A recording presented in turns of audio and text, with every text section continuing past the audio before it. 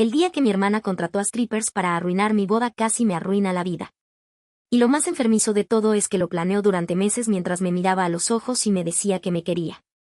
Me llamo Laura, tengo 29 años, vivo en Madrid, y lo que voy a contaros hoy es algo que todavía, cuando lo recuerdo, me parece imposible que haya ocurrido de verdad. Mi hermana Cristina tiene 27 años. 2 menos que yo. Desde pequeñas fuimos muy distintas, y durante mucho tiempo yo pensé que eso era simplemente eso, que éramos diferentes, que la vida nos había moldeado de maneras distintas. Pero con el tiempo aprendí que no era una cuestión de personalidad. Era algo más profundo y más feo. Cristina no soportaba que a mí me fuera bien en nada. No lo soportaba de una manera física, visceral, como si cada vez que yo conseguía algo ella sintiera que se lo estaba quitando a ella. Saqué matrícula en selectividad y ella le dijo a todo el mundo que me habían dado las preguntas por adelantado. Encontré mi primer trabajo en una empresa de comunicación y ella les contó a las amigas de mi madre que me lo había buscado mi padre moviendo contactos. Me compré un piso pequeño en Vallecas con mis ahorros y un préstamo, y ella dijo que mis padres me habían dado el dinero y a mí no me habían dado nada. Nunca había pruebas de nada, porque todo era mentira, pero el daño ya estaba hecho. Ese es el truco de la gente como Cristina. El daño ya está hecho. Y yo, como soy así, durante años lo justifiqué todo. Que si había tenido una infancia difícil. Que si papá nos había comparado cuando éramos pequeñas y eso la había marcado. Que si en el fondo me quería y simplemente no sabía expresarlo.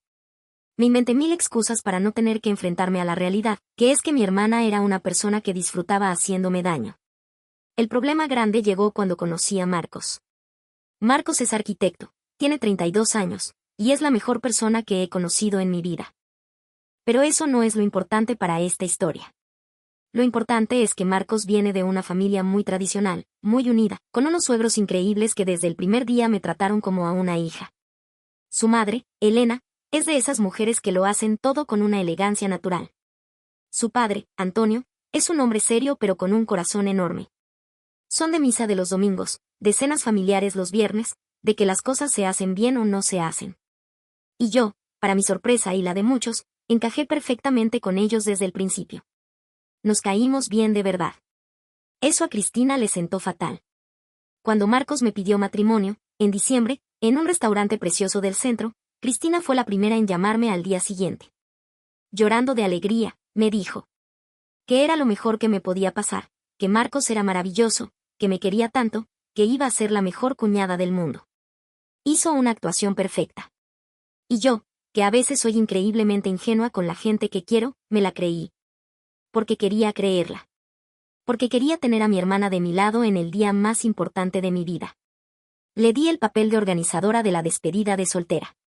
Fue mi error más grande. Le expliqué todo con detalle.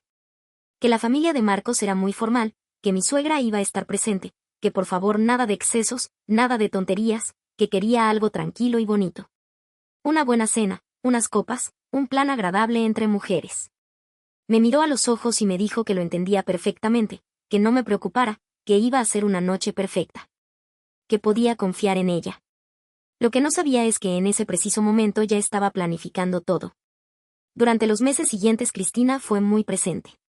Mandaba mensajes sobre los preparativos, pedía opinión sobre cosas, actuaba como si fuera la hermana del año. Ahora entiendo que estaba en modo investigación. Intentando averiguar hasta dónde llegaba la relación entre Marcos y yo, si él era tan tradicional como yo decía, qué clase de escándalo podría hacerme más daño. Usó esos meses para construir su plan. Fría. Calculadora. Sonriendo mientras lo hacía. La despedida fue un viernes de septiembre. Un restaurante privado en el barrio de Salamanca. Éramos 12 personas. Mis amigas de siempre, mi madre, 2 primas mías, Elena, la madre de Marcos, y su hermana Sofía.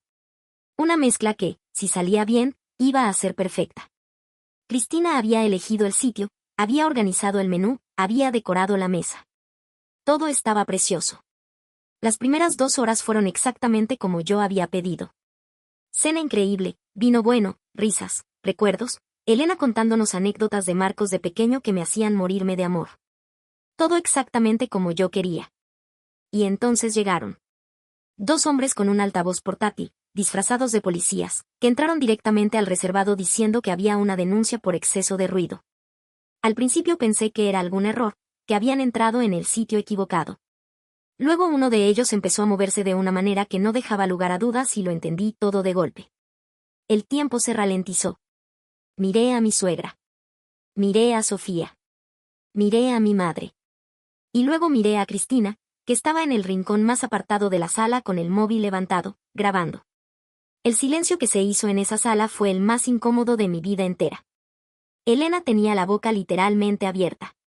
Sofía se tapó los ojos con la mano. Mi madre me miró con una expresión que yo no le había visto nunca. Mis amigas no sabían dónde meterse.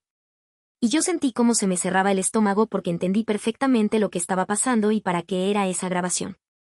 Iba a llevársela a Antonio, al padre de Marcos. Iba a llevársela a toda la familia. Iba a enseñarla como prueba de que yo era exactamente el tipo de persona que ellos no querían para su hijo. Lo que Cristina no calculó, y esto es lo que me sigue pareciendo increíble, es el temple de Elena. Mi suegra se levantó de su silla despacio, con esa calma que tienen algunas personas que han vivido mucho. Aplaudió brevemente a los dos hombres, les agradeció el entretenimiento con una sonrisa completamente serena, les entregó un billete de 50 euros a cada uno, y les pidió amablemente que se marcharan porque teníamos una velada íntima y no necesitábamos más compañía. Todo en tono completamente cordial.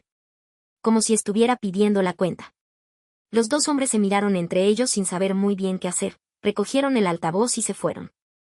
Y entonces Elena se sentó, levantó su copa, me miró directamente a los ojos y dijo que iba a hacer un brindis por la futura señora de su hijo, que era exactamente el tipo de mujer que siempre había deseado para Marcos. La sala entera rompió a reír. Primero mis amigas, luego mis primas, luego Sofía, luego mi madre. La tensión se disolvió en cuestión de segundos y la noche siguió adelante como si no hubiera pasado nada. Cristina seguía en su rincón, con el móvil bajado, con una cara que no entendía que había salido mal. Pero yo la había visto grabar. Y eso no me lo podía sacar de la cabeza. Al día siguiente la llamé. Sin rodeos, sin drama, simplemente le pregunté si había organizado ella aquello. Se lanzó inmediatamente a la defensiva. Que qué me pasaba, que estaba paranoica, que era su manera de sorprenderme en la despedida, que nunca podía hacer nada bien conmigo, que siempre le estaba juzgando, que si no era capaz de verle el lado gracioso entonces el problema era mío. 40 minutos de victimismo sin parar. Y yo la dejé hablar. Porque mientras ella hablaba, yo ya sabía lo que iba a hacer. Cristina llevaba casi un año saliendo con un hombre que se llamaba Rodrigo. Rodrigo era contable, tenía 34 años, iba a misa todos los domingos, tenía una foto de la Virgen en el salón de su casa y mandaba buenas noches con un versículo de la Biblia. Para estar con él, Cristina había construido una versión completamente nueva de sí misma. Sin redes sociales comprometidas, sin salidas de noche, sin nada que pudiera delatar quién era realmente. Con Rodrigo era tranquila, discreta, hogareña. Y Rodrigo estaba a punto de pedirle matrimonio. Yo lo sabía porque me lo había dicho mi madre, que se lo había contado la propia Cristina con una ilusión que ahora me parece de otro nivel de cinismo. Quedé con Rodrigo al día siguiente para tomar un café. Le dije que necesitaba hablar con él sobre algo importante relacionado con mi hermana. Vino sin saber qué esperarse. Le conté todo. Le hablé de la despedida, de la grabación, de lo que pretendía hacer con ese video. Le hablé de la Cristina real, la que yo había conocido durante 27 años. Le enseñé conversaciones que tenía guardadas, capturas de pantalla de mensajes que ella me había mandado en el pasado. No inventé nada, no exageré nada. Solo le mostré la verdad que él desconocía completamente. Rodrigo estuvo escuchándome casi una hora en silencio. Cuando terminé me preguntó si estaba segura de todo lo que le había contado. Le dije que sí. Me dio las gracias, pagó el café y se fue. 3 días después cortó con Cristina. Lo que vino después fue algo que no desearía a nadie. Cristina me llamó esa misma noche a las 11:30. Estaba destrozada, llorando, preguntando qué había pasado, que Rodrigo le había dicho que necesitaba tiempo y que algo había cambiado. Al principio no me contó que lo habían dejado definitivamente, pero en los días siguientes fue quedando claro que sí. Y cuando lo entendió del todo, y cuando sospechó que yo tenía algo que ver, se transformó en algo que no reconocí. Las llamadas empezaron siendo 20 al día y llegaron a ser 50. Mensajes a cualquier hora. Primero suplicando, luego amenazando. Fue a contarle su versión de la historia a nuestra madre, a nuestro padre, a sus amigas, a conocidos comunes. Se inventó una narrativa en la que yo era una hermana enferma de celos que había destruido su relación porque no podía soportar que ella fuera a casarse antes que yo, siendo la mayor. Consiguió que gente que no nos conocía bien le diera la razón. Publicó cosas en redes sociales sin nombrarme directamente pero que cualquiera podía interpretar. Fue a ver a mis suegros a su casa, sin avisar, para contarles su versión. Llamó a las compañeras de trabajo de Marcos. Y un martes por la tarde se presentó en mi casa. Marcos tuvo que pedirle que se fuera. No se fue. Llamamos a la policía. Cuando llegaron se puso a llorar y a decirles que éramos nosotros los que la acosábamos a ella. Fue la situación más grotesca y más triste que he vivido en mi vida.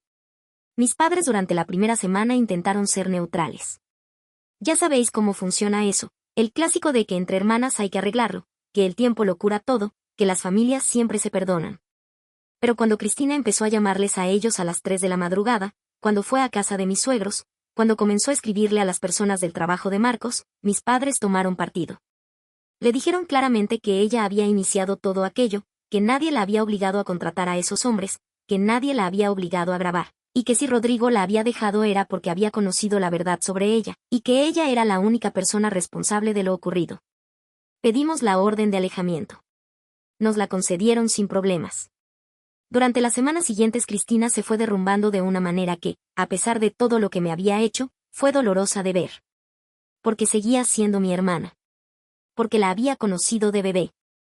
Porque cuando eres pequeña y alguien que quieres mucho te hace daño, algo dentro de ti siempre espera que esa persona vuelva a ser quien creías que era.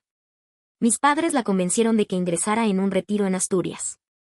No sé exactamente qué clase de programa es, solo que lleva ya 5 meses allí y que mi madre dice que está mejor, que está haciendo terapia, que parece más tranquila. Marcos y yo nos casamos en octubre. Fue exactamente la boda que habíamos soñado. Elena bailó hasta las 2 de la mañana. Mi padre lloró cuando el juez nos declaró marido y mujer. Fue un día perfecto, sin sombras, sin dramas, exactamente como merecíamos. Cristina no estuvo. Y tengo sentimientos muy complicados con eso. No sé si algún día voy a poder confiar en ella de nuevo. No sé si quiero.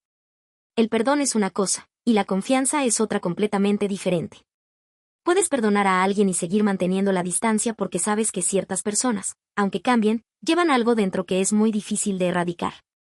Lo que sí sé con certeza es que aquel viernes en el restaurante del barrio de Salamanca, cuando Elena levantó su copa y todo el mundo rió, algo cambió en mí para siempre. Me di cuenta de que no podía seguir siendo la hermana que protege, que justifica, que encuentra excusas. Me di cuenta de que el amor familiar tiene límites, y que reconocer esos límites no es una traición, es un acto de supervivencia. Y aprendí también que la gente que construye su vida sobre mentiras, que actúa hacer algo que no es para conseguir lo que quiere, tarde o temprano se queda sin suelo bajo los pies. Ahora vivo con Marcos en nuestro piso, que ya hemos ido arreglando poco a poco. Tenemos un gato que se llama Marte y que destruye todo lo que puede. Elena nos visita los domingos. Mi madre también viene, y me habla de Cristina con cuidado, midiendo las palabras, sin saber muy bien hasta dónde puede llegar. Yo la escucho. No digo mucho. Todavía estoy procesando muchas cosas. Lo que más me costó entender de todo esto no fue la traición en sí. Fue darme cuenta de que yo había ignorado durante años señales que estaban ahí desde siempre. Que había elegido ver a una hermana donde había una persona que me usaba. Y eso, esa ceguera voluntaria, también es algo con lo que tengo que cargar yo. No es culpa mía lo que hizo Cristina. Pero sí es responsabilidad mía el tiempo que tardé en ver la realidad. Si alguien que está leyendo esto se encuentra en una situación parecida, con una persona en su vida que siempre encuentre la manera de hacerle daño mientras sonríe, que sepa que reconocer eso no es rendirse ni ser mala persona. A veces protegerse es el acto de amor más importante que puedes hacer. Por ti, aunque cueste creerlo, también por ellos. Si te gustan este tipo de videos, dale a me gusta y suscríbete.